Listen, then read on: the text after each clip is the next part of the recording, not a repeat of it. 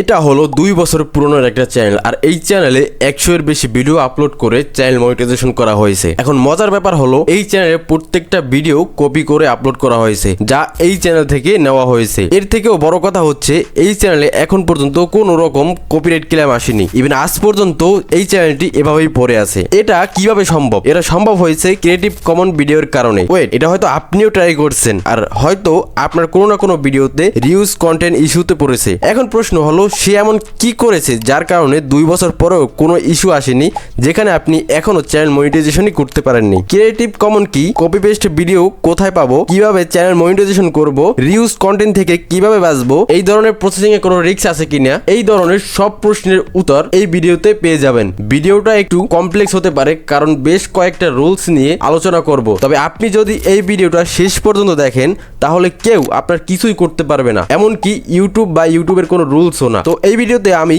বাকি ইউটিউবারদের মতো ফালতু অ্যাডভাইস বা গাইডলাইন দেব না, বরং যেগুলো সত্যি কাজ করে সেগুলোই দেখাবো। এছাড়াও এই ভিডিওটা মেক করার জন্য আমার চ্যানেলে একজন সদস্য রিকোয়েস্ট করেছিল। তো চলুন শুরু করা যাক। ভিডিওটা শুরু করার আগে ইউটিউবের লাইসেন্স সম্পর্কে জানতে হবে। ইউটিউবে আপনি যে কন্টেন্টগুলো আপলোড করেন সেটা 2টা লাইসেন্সের ভিতরে পড়ে। একটা হলো স্ট্যান্ডার্ড লাইসেন্স আর একটা হলো ক্রিয়েটিভ কমন লাইসেন্স। যখনই কোনো ক্রিয়েটর ভিডিও আপলোড করে তখন এর থেকে যে কোনো একটা সিলেক্ট করতে হয়। এখন কথা হচ্ছে এই লাইসেন্সের মানে কি। প্রথমত, ইউটিউব স্ট্যান্ডার্ড লাইসেন্স হলো আপনার আপলোড করা ভিডিওগুলো সম্পূর্ণ ওনারশিপ শুধু আপনারই, যে কেউ আপনার কন্টেন্টগুলো ইউজ করতে পারবে না। আর ক্রিয়েটিভ কমন হলো একটু আলাদা। এর থ্রুতে যে ভিডিওগুলো আপলোড করে সে আপনাকে তার ভিডিও ইউজ করার পারমিশন দিয়ে থাকে, তবে তখনই ইউজ করতে পারবেন যখনই আপনি ক্রিয়েটিভ কমন লাইসেন্সের রুলস মেনে চলবেন। আপনি যদি আপনার কন্টেন্টে সিসিতে রাখেন তাহলে আপনি অন্যদেরকে পারমিশন দিয়েছেন কন্টেন্ট মডিফাই করার জন্য, রিমিক্স করার জন্য, ডিস্ট্রিবিউট করার জন্য, রিপ্রোডিউস করার জন্য। এর মাধ্যমে আপনি অন্যের কন্টেন্ট ইউজ করতে পারবেন, তবে অরিজিনাল ক্রিয়েটরকে ক্রেডিট দিতে হবে। আশা করি 2টা লাইসেন্সের পার্থক্য বুঝতে পারছেন। এখন কথা হচ্ছে ক্রিয়েটিভ কমন ভিডিও কিভাবে বের করব। এটা একদম সহজ। এর জন্য ইউটিউবে গিয়ে যে নিচের উপরে আপনি ভিডিও তৈরি করবেন সেই কিওয়ার্ড সার্চ বারে সার্চ দিবেন। এরপরে ফিল্টার থেকে ক্রিয়েটিভ কমন সিলেক্ট করে দেন সার্চে ক্লিক করে দিবেন। এখন আপনার সামনে যে ভিডিওগুলো আসবে সব ক্রিয়েটিভ কমনের আন্ডারে থাকবে, তবে এটা দেখে খুশি হয়ে লাভ নাই, কারণ এখানে যে ভিডিওগুলো দেখবেন সব রিয়েল ক্রিয়েটিভ কমন ভিডিও নাও হতে পারে। এর ভিতরে কিছু ফেক ভিডিও আছে। এখন কথা হচ্ছে এই রিয়েল আর ফেকটা কি। চলুন এটাকে আগে বুঝি। আপনি যখনই ক্রিয়েটিভ কমনের ভিডিও ওপেন করেন তার ডিসক্রিপশনের নিচে লাইসেন্স দেখতে পারবেন, যেখানে লেখা থাকবে creative common license reuse allowed. Standard লাইসেন্সে এটা লেখা থাকে না, এজন্য আপনাকে এটা শিওর হয়ে ডাউনলোড করতে হবে। তবে এই ট্যাগটাও আসলে অরিজিনাল নাও হতে পারে। কারণটা শোনার আগে আপনাকে মনোযোগ ঠিক করতে হবে। ধরুন এটা আমার একটা ফ্যাক্ট চ্যানেল, যেখানে সব ভিডিও আমি নিজে আপলোড করি এবং প্রত্যেকটা ভিডিও স্ট্যান্ডার্ড লাইসেন্সের আন্ডারে আছে। হয়তো একদিন একজন ইউজার আমার ভিডিও দেখেছে এবং সে এই ভিডিওগুলো ডাউনলোড করে নতুন একটা চ্যানেলে আপলোড করেছে, তাও আবার ক্রিয়েটিভ কমন লাইসেন্সের আন্ডারে। এখন প্রশ্ন হলো সে যে ভিডিওগুলো আপলোড করেছে সেগুলো সত্যি ক্রিয়েটিভ কমন ভিডিও কিনা, আপনি এগুলো ইউজ করতে পারবেন কিনা। আশা করি এতক্ষণে আপনি উত্তরটা ভেবে ফেলেছেন। তো রিয়েল অ্যান্সার হলো না। এখন প্রশ্ন করতে পারেন কেন, ভিডিওর নিচে তো ক্রিয়েটিভ কমন লেখাই আছে, তাহলে সমস্যা কি? আপনার কথা 100% রাইট, তবে আপনি তার ভিডিও ইউজ তো করতে পারবেন। তাতে কি হবে? ধরেন আপনি ভিডিও ডাউনলোড করে আপনার চ্যানেলে আপলোড করেছেন, কিছুদিন পর আপনার ভিডিও আমার নিউজ ফিডে এসে পড়েছে, তখন আমি কি করব?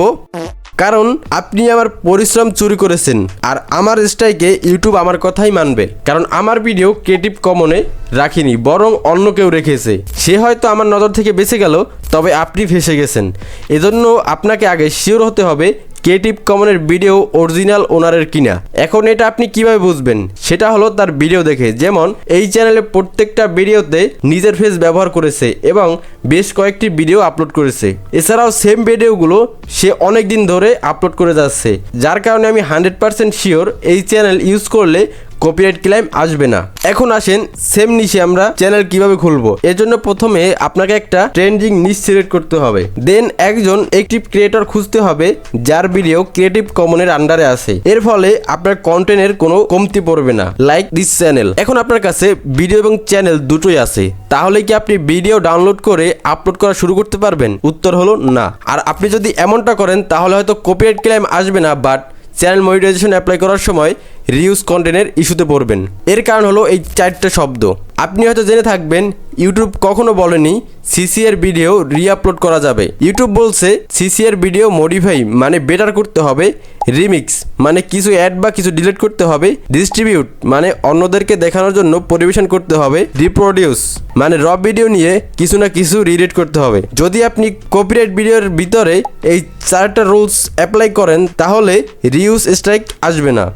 এর জন্য আপনাকে ভিডিও ডাউনলোড করে সঠিক উপায়ে রিএডিট করতে হবে। যেমন প্রথমে ভিডিওর দৈর্ঘ্য কমাতে হবে, ফ্রেম চেঞ্জ করতে হবে, নিজের কিছু না কিছু ক্রিয়েটিভিটি রাখতে হবে, এরপরে ভ্যালু অ্যাড করতে হবে। এর জন্য যে কোনো একটা ভিডিও এডিটিং টুল ব্যবহার করে সঠিক উপায়ে আপনি ভিডিও তৈরি করে নিতে পারবেন।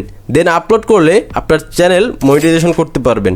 এখন এগুলো করার পরে অনেক প্রশ্ন তৈরি হয়েছে, যার ভিতরে একটা হলো এই প্রসেসিং এ কি রিস্ক আছে? উত্তর হলো হ্যাঁ, কারণ আপনি যার ভিডিও আপলোড করবেন কয়েকদিন পরে হয়তো তার মুড চেঞ্জ হতে পারে। তার ভিডিওগুলা ক্রিয়েটিভ কমন লাইসেন্স থেকে স্ট্যান্ডার্ড লাইসেন্সে চেঞ্জ করতে পারে। এছাড়াও রীতিমতো ইউটিউবের রুলস এবং টার্মস কন্ডিশন চেঞ্জ হতে পারে। এই কারণে আমার দেখানো প্রথম চ্যানেলটা ওনার নিজেই ডিলিট করে দিয়েছে। এর জন্য হয়তো আপনি সার্চ দিলে ইউটিউবে এই চ্যানেলটা এখন আর পাবেন না। তো মেইন কথা হচ্ছে আপনি যদি সত্যি ইউটিউব থেকে আর্নিং করতে চান তাহলে অবশ্যই আমার সাজেশন হচ্ছে আপনি নিজে থেকে কিছু করেন, কারণ কপি পেস্টের দুনিয়ায় কোনো না কোনো রিস্ক থেকেই যাচ্ছে। আর এই কপি পেস্ট করে আপনি আপনার একটা চ্যানেল ফিউচার হিসেবে নিতে পারবেন না, কারণ রুলস এবং টার্মস কন্ডিশনের উপরে দৈনিক আপডেট হচ্ছে, যার ফলে কোনো না কোনো দিন আপনার চ্যানেলটা ঠিকই ডিলিট করতে বাধ্য হবেন। এজন্য নিজের কন্টেন্ট আপনি নিজে তৈরি করেন, দেন আপনি ইউটিউব থেকে কিছু আর্নিং করতে পারবেন। এই ভিডিওতে আপনাদের সম্পূর্ণ